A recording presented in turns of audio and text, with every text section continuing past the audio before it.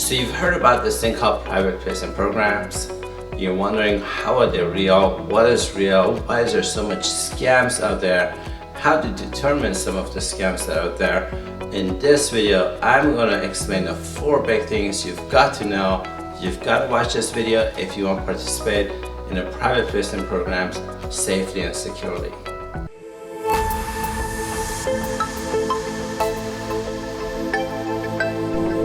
Hi, I'm Taimour Zaman from All Funds Global, previously known as LineOfCredit.ai. My organization helps successful businesses leverage their assets, that matters credit, cash, real estate, and access capital that the banks are primarily offering to their top 30 clients.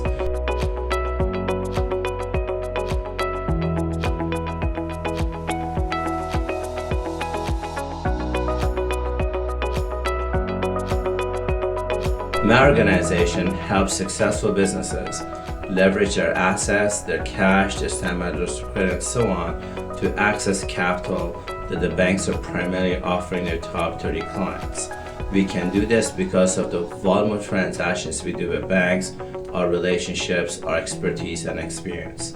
The capital that our clients are getting out of these programs allow them to get the funding they need to expand their business, the funding they need to invest in their businesses, or even to buy auxiliary businesses. On this YouTube channel, I decommoditize banking products and services that have been in existence for over 60 to sometimes over hundreds of years, that the ultra-rich know about, the ultra-rich subscribe to and leverage them every day, and I decommoditize this for the everyday business owner to learn about it and learn how to access it. If you haven't subscribed to our YouTube channel, you might want to subscribe right now. The first question that a lot of entrepreneurs ask me is, Taimour, we're looking for funding. It's getting really hard to access funding from the banks or even private investors. Lenders are charging this exorbitant amount of cash from us.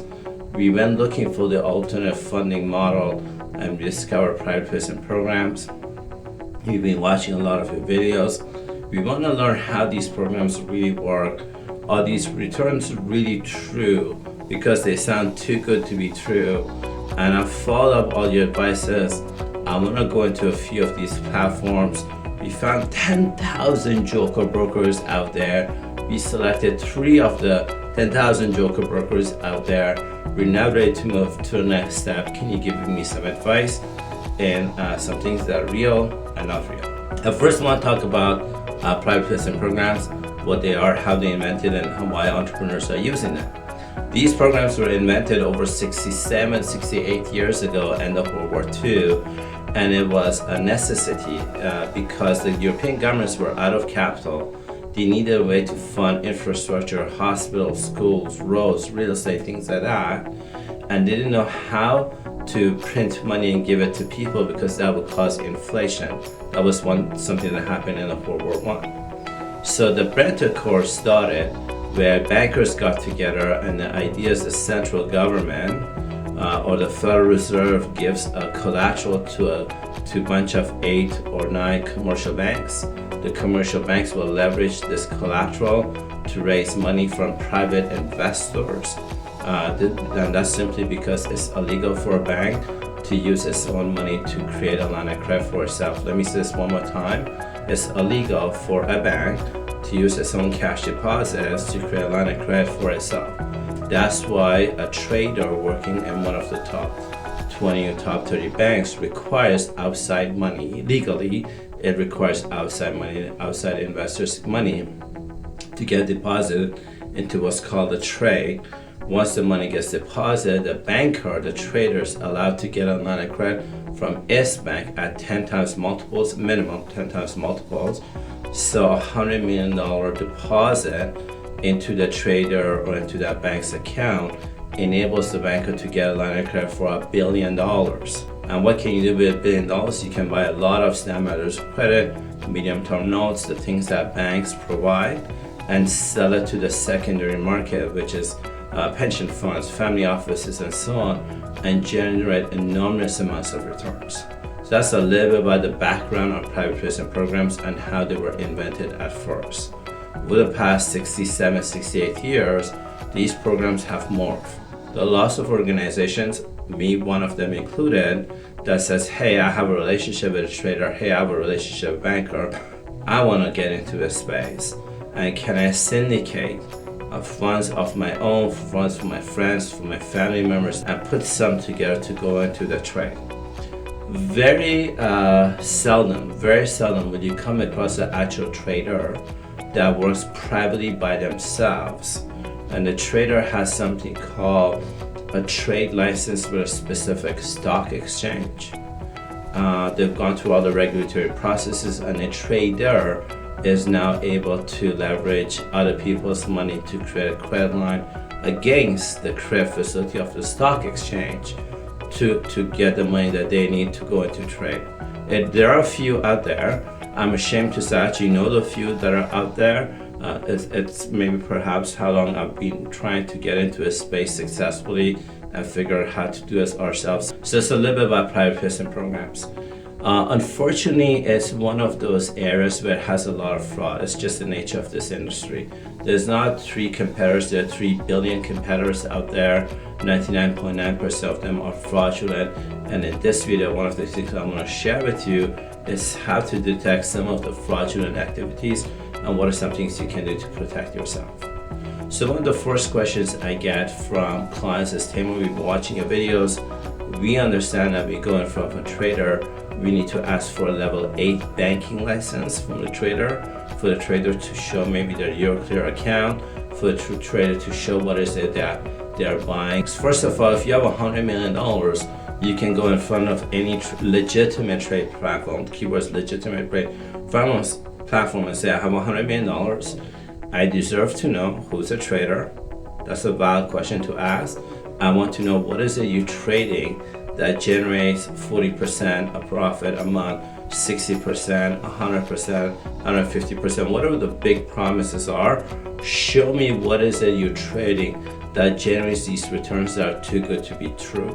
You want to ask that directly from a certified trader that can show you a level 8 banking license. Now, if you have $50,000, you're not eligible to ask that question.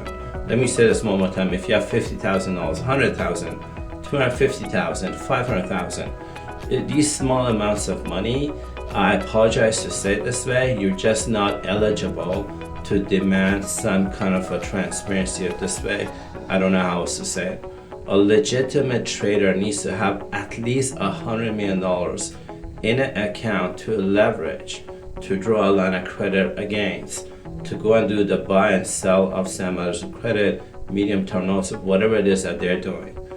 A trader is not going to waste their time and energy for a guy who's got $500,000 or $100,000 or $5 million. Even $5 million is a lot of money to a lot of people. For a trader to be able to do his or her job, they need $100 million.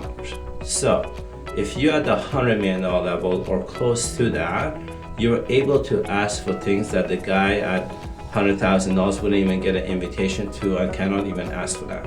So questions that we always recommend our clients to ask: show me your level 8 banking license, show me your Euroclear or something that shows what is it you've been trading.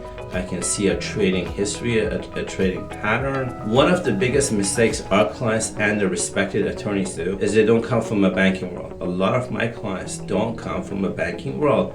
You can't hire Joe, your uncle. You can't hire a corporate lawyer.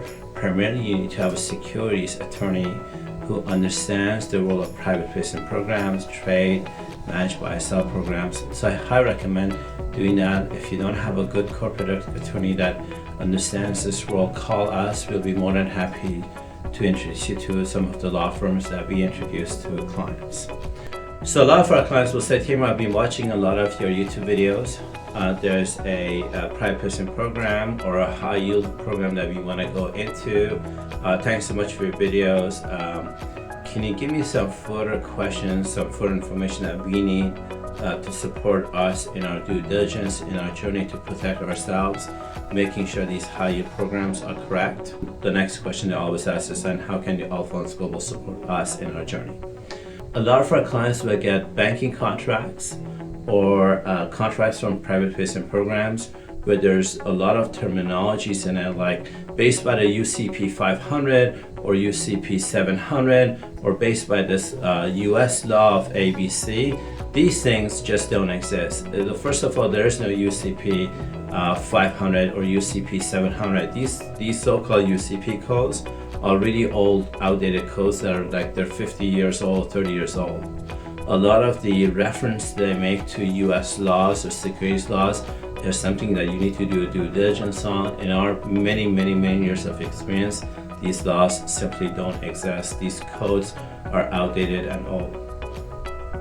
Things that you should be warning of is that if you're asking the platform or the trader to give you a contract, and the contract you see things like a GPI manual download, without getting too technical, a GPI manual download upload is a peer-to-peer communication that happens to be two bankers. Needs to be two very senior bankers that do that. The world runs on the SWIFT system that's updated. GPI is still a part of the SWIFT system. If a banking instrument goes from location A to location B and fields are different, location B cannot receive the instrument, cannot accept the instrument. Even if they get it, they cannot see it. It gets complicated. So if you get things like GPI manual downloads, I would be highly suspicious about it, and my recommendation is to always reach out to our office and have our former FBI, former CI people do due diligence. There's an upfront fee, there's a retainer fee that you're paying for that service for due diligence, but that way at least you have some kind of assurance the people that you're working with are legit or not. The other one that I've heard a lot from our clients that go into some kind of a series of buy-sell programs or a private placement program, they will get a letter or some kind of a contract or like a standby of credit from a bank where the asset from the bank was backing the letter of credit is a different asset every time. So imagine you're doing a series of, or you get a contract that shows a trader is buying, let's say, standby of credit from Barclays Bank, and he's monetizing and trading it with the no-name Bank of Korea. Bad example, but just get the story. He's getting a Barclays Bank Tier A bank monetizing at a no-name Bank of Korea as a series of them. The asset that's underneath the line of credit, the standby of credit, varies. That is actually normal. If you talk to your bank, whoever you bank with, Barclays, HSBC, ING, I don't care, whoever you bank with, your bank has multiple different departments. They have a real estate department, they have a credit department, they have a cash department, they have multiple departments, and so it is valid, it is okay if a series of standby of credit that's being issued, the underlying asset behind the line of credit is different from the same bank. That's actually fine, that's legit, that works. Some of the trade platforms, as a form of security, will tell the client you have to wire money to us. They'll ask questions like, or the trade platform will say, you need to wire $5 million, $3 million, $10 million to us. And as a form of security, what we're going to give you is a bank guarantee. I'm going to tell you a little bit about what's the difference between standby of credit and bank guarantee. The standby of credit and bank guarantee primarily are the same things. Primarily at the 50,000 feet level, they're the same thing. It's a promise for the bank to pay in case of a default. Now, I live in Canada. If you live in Canada and you and I were going to get into a transaction, it would make sense for me to give you a bank guarantee. But if you don't live in the country that the trade is happening, if you don't live in the country that the trader is working, you getting a bank guarantee gives you a lot of challenges because you don't live in that country. You don't have an account with the same bank that the trader has an account with. That becomes a problem. If the trader is going to send a bank guarantee to your bank and you don't have a global master account, please write this down. If you don't have a global master account, your savings checking account cannot accept a standby of credit or bank guarantee or any kind of banking instrument.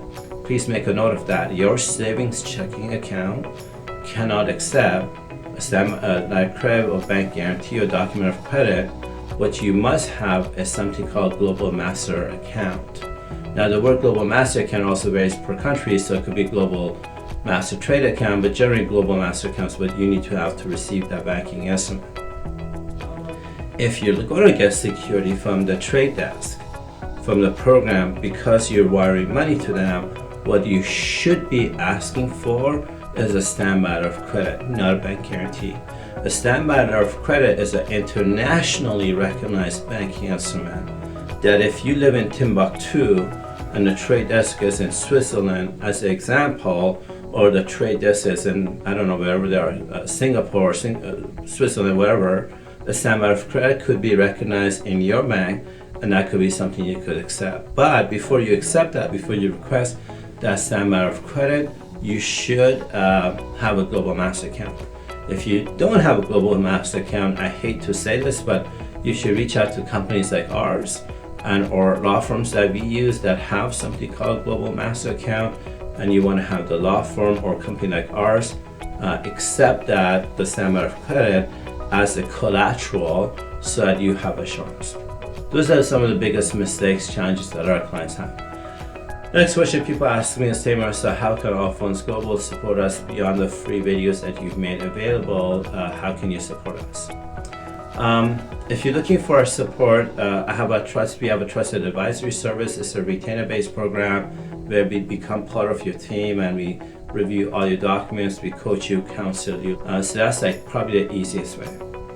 If you are half suspicious about a trade platform you want to work with or people you want to get into a relationship with, I highly recommend using our former FBI, CIA agents to do background checking on the trade platforms and give you a report on it. If you're looking for a different trade platform just to diversify, so let's say you have $100 million or that and you want to put $50 million in one, maybe a trade platform that we have a relationship with that we like could be a diversification model for you. Those are some of the things that perhaps we can help you with if you're interested. My name is Taimour Zaman from Allfunds Global. Thank you so much for your time. On behalf of my team and I, we look forward to the opportunity of serving.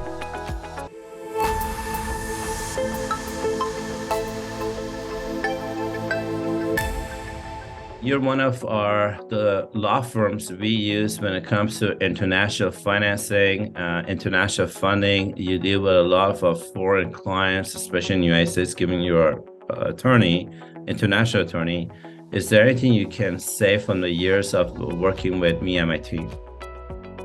Yes, Taimour, thank you. I have, I guess for several years now, worked with your company and your team, and one thing I have found you to be is extremely transparent, extremely professional, and someone that has shown a great deal of trust both to me and engenders trust from me. And it has been a pleasure working with you. I find you to be extremely efficient. You're always managing things. I know you multitask a hell of a lot. Managing a lot of different things in a very organized manner. I mean, like when we get onto a phone call, I get advance notice of it, and so we can match. We don't have to go back and forth. It's efficient. It works. And as I've said before, I find you extremely trustworthy, transparent, a pleasure to work with, aside from being extremely knowledgeable in your area. Awesome. Thank you so much. Hi friends, and I want to take a minute and answer some of your frequently asked questions. The first question is, Taimour, we love a lot of the content you're producing. We're certainly learning a lot. Is there a way that we can work a little bit closer with your organization and learn a little bit more? So the answer to that is we have 4 ways where you can work a little bit closer with us. The first easier way is buy a copy of our book, Hypergrowth, How to Connect with Customers in New Ways. The second way is that if you're working on a project that requires project financing and you're looking for consultation around that, strategies from a proven provider, you can book a consultation call. The third one is if you want to join one of our mastermind groups, our brokers go through a mastermind group with our directors of partnerships, or I run a mastermind group on how to become a bank first.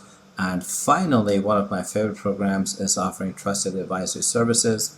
Primarily, these are for businesses that don't have a CFO or their CFO doesn't have real international banking relationships. They're looking for experts like us to be parachuted for about 6 months, 4 months to look at their assets, look at their strategy, bring in some bank relationships, some product services, that could exponentially increase the profitability and the growth of the company, and you can access all of that through the trusted advisory services. If you're interested in things like that, feel free to book a consultation call with me, and I'm happy to help you. Taimour, you're passionate about a mastermind group on why to become a bank first. Why is that so important? Imagine you run a coffee shop and I run a coffee shop. Imagine you buy your coffee beans and your supplies from the same vendor that I buy it from. And imagine my coffee shop is right across your coffee shop. So differentiation is like really pretty much null. But if you drank the Kool-Aid called learn how to become a bank first before you become a coffee shop runner or owner, or being a real estate developer, or being a venture capitalist, whatever you do for a living, if you drank the Kool-Aid of becoming a bank first, you will not have issues and the challenges traditional businesses have.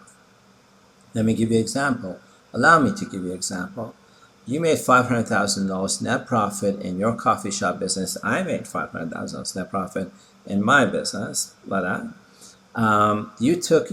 drank the Kool-Aid on how to become a bank first. You take your $500,000, you walk into places like Cayman Islands that allows foreigners like you and I to open bank licenses, not bank accounts, not corporate accounts, but you open up bank licenses.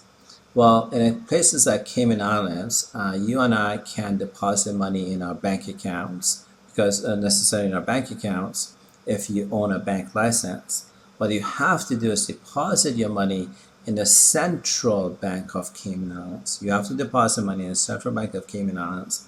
And the central bank gives your bank a line of credit at 10 times multiples, which means your 500K now turns into $5 million.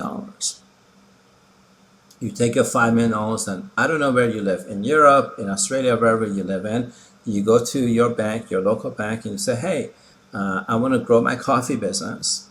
I need capital for growing it, or I want to buy an auxiliary business, or I want to invest in a new business, or I want to invest in real estate. Here's my business plan. And you know, when you want to buy real estate, you put 20% down and the bank gives you a loan for 80%. So guess what you do with your $5 million? You put it down, your $5 million as your deposit, and you get your bank to give you a loan for 80% of 80% of the project you're looking for with a $5 million deposit.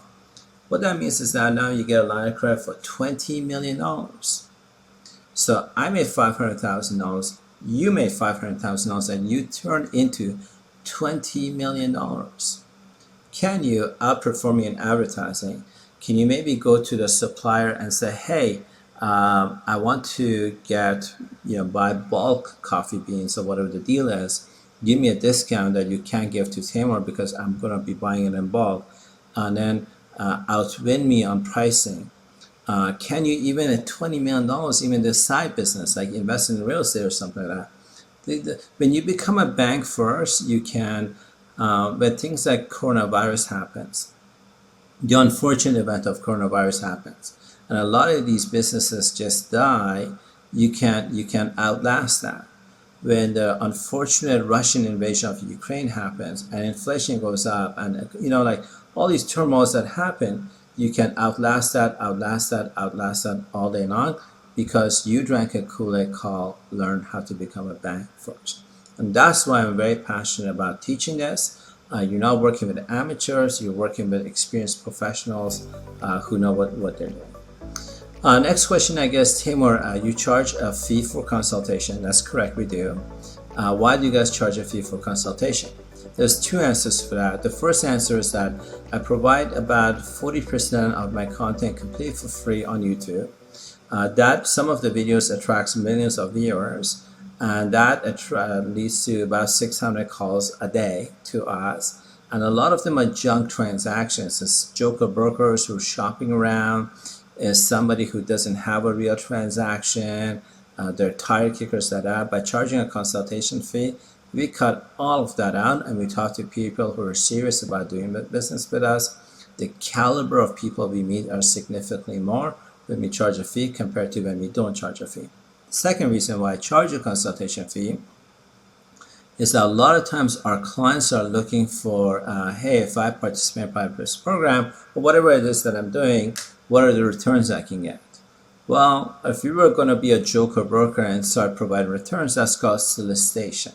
However, if we're charging a fee, the client is legally hiring us, retaining us, and so when you're hiring us as consultants, retaining us as consultants for a very small nominal fee, now we are not soliciting anything. Now comes the best part of the whole thing. We actually refund 100% of the fee to the client at the time of a transaction completing. So we refund 100% of the money when the transaction completes. So this way I wouldn't say there's no cost for the call, but I just want to make sure I'm talking to a qualified individual that's ready, willing, and able to do a transaction versus tire kickers. Who's your ideal client and who's not? Our ideal clients are businesses that have cash, that have to have some kind of liquid cash and or assets like letters of credit, real estate like that, and they're leveraged. They're looking for a large amount of capital that banks are offering primarily to their Fortune 30, Fortune 50 clients like that. You're leveraging us because of a volume of transactions we do with banks, our experience, our expertise, our ability to execute, and this new amount of capital allows our clients to get funding that allows them to buy a business, buy a new business, buy existing business, expand your business, get the project funding you need for project expansion like that. And that's the market we are interested in serving, businesses that have some kind of liquid capital and or assets, and they're ready to start a transaction. Why is there no defamation or lawsuits against your organization? So knock on wood, as a date of this video, there's no defamation or lawsuits against my organization. Awesome, yeah. There's two answers why there isn't any. The corporate answer is because we operate with a high level of integrity. Everything we do is to law firms, on paper, like things like that. That's the corporate answer. The truthful answer is my vision as a CEO hasn't been bold enough, big enough for me to knock some trees down for this to happen. Here's the facts. Here's some facts. If you look at the big brand names in your household, whichever car you drive, a Honda, a Toyota, a Mercedes, or whatever medicines you have, Tylenol, whoever your fridge manufacturer is, whether you use Google, Facebook, look at the big brands of things you consume in your household. Look at the income statement of these big brands. You will notice every one of them, whether it's the car you drive, the medicine you're consuming, the internet, Google, Facebook, or look at their income statements, and you'll notice that litigation is part of their income statement. Litigation is part of their income statement. Fact is that a lot of organizations at some point in your growth, in your maturity of your business, litigation unfortunately is part of it. When it comes to us, we're ready, willing, and able. But the fact that we don't have it, my truthful answer, not my corporate answer, is because my vision as the CEO hasn't been big enough for me to try to disrupt the world kind of thing. My last question is, we are interested in learning about participating in small cap or alternative to small cap private placement programs. Why would people choose your organization versus alternative options? I would think because we use attorneys, securities attorneys, international attorneys. I think that's probably a big one because I'm in a private placement program, have been in a private placement program. I've done buy and sells myself successfully. So I would say the why choose us, experience, expertise, ability to execute. We're not providing providers that have a Gmail, Hotmail, email address like that. We're working with some of the best attorneys out there in having the attorney manage the client's funds, or having the attorney actually run a private placement program, or the attorney representing the clients with platforms we vetted, like things like that. My name is Taimour Zaman. Before I let you go, I just want to say on behalf of my associates, my team, myself, I'm really grateful for the time you invest in watching our YouTube videos, and I really mean that from the bottom of my heart. Your time and attention are yours to keep, and the fact that you watch our YouTube videos and give us some of your time, I just want to say I'm truly grateful for that. Thank you so much. I look forward to the opportunity of meeting you, and hopefully for the opportunity of also helping you out on a project. Thank you.